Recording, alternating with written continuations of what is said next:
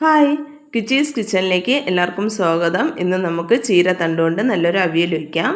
ചീരത്തണ്ട് കൊണ്ട് നല്ല പുളിങ്കറി ഉണ്ടാക്കാം കേട്ടോ. പുളിങ്കറി നല്ല ടേസ്റ്റാണ്. ആ പുളിങ്കറിയിൽ നിന്ന് ചീരത്തണ്ട് എടുത്ത് കഴിക്കാനും നല്ല ടേസ്റ്റാണ്.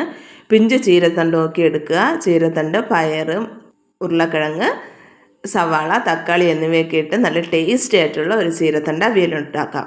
ഈ വീഡിയോ കാണുന്നവർ ദയവായി ലൈക്ക്, സബ്സ്ക്രൈബ് തരിക. എന്നെ സപ്പോർട്ട് ചെയ്യുക, മാക്സിമം ഷെയർ ചെയ്യുക. ഒരു പാൻ അടുപ്പത്ത് വെച്ച് അതിലേക്ക് എണ്ണ ഒഴിക്കാം. എണ്ണ നന്നായി ചൂടായി വരുമ്പോൾ കടുകിടാം.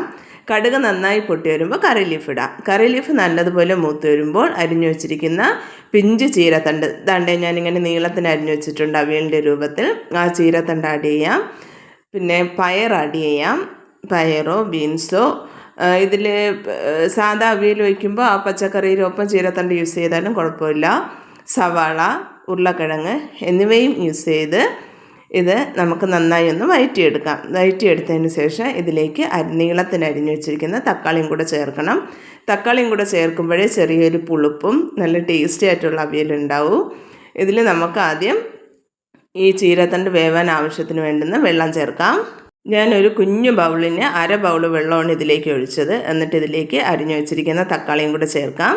തക്കാളി ചേർത്ത് നന്നായി ഒന്ന് വഴറ്റിയതിന് ശേഷം ഇതിലേക്ക് ആവശ്യത്തിന് ഉപ്പ് ചേർക്കാം. ഉപ്പ് ഇട്ട് വീണ്ടും ജസ്റ്റ് ഒന്ന് വഴറ്റിയതിന് ശേഷം നമുക്കിത് അടച്ചു വെച്ച് വേവിക്കേണ്ടതുണ്ട്.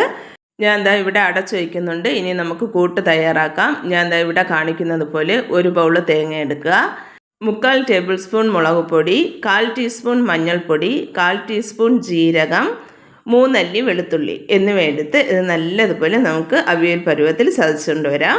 ഞാൻ പച്ചമുളകല്ല ചേർക്കുന്നത്. പച്ചമുളക് ചേർത്ത് അരയ്ക്കുന്നവർക്ക് അങ്ങനെ അരയ്ക്കാം. ഞാൻ ഇവിടെ മുളക് പൊടിയാണ് ഇടുന്നത്. ഞാൻ ഇവിടെ തുറന്ന് നോക്കി. അപ്പോൾ പയറും ചീരത്തണ്ടും കിഴങ്ങൊക്കെ നന്നായി വെന്തിട്ടുണ്ട്.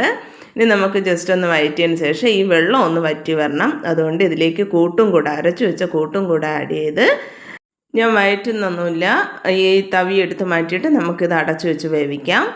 അപ്പോൾ ഈ വെള്ളവും വറ്റി കൂട്ടും നന്നായി വെന്ത് വരും. ഞാൻ ഇവിടെ അടച്ചു വെച്ചു. കുറേ കഴിഞ്ഞ് തുറന്ന് നോക്കിയപ്പോൾ കൂട്ടും മലക്കറിയും നല്ലതുപോലെ വെന്ത് വെള്ളവും വറ്റിയിട്ടുണ്ട്.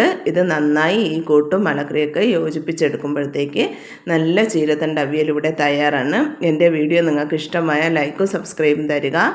എൻ്റെ അവതരണം നിങ്ങൾക്ക് ഇഷ്ടമായാൽ ആ ബെല്ലൈക്കണോട് പ്രസ് ചെയ്ത് മാക്സിമം ഷെയർ ചെയ്യുക. എന്നെ സപ്പോർട്ട് ചെയ്യുക.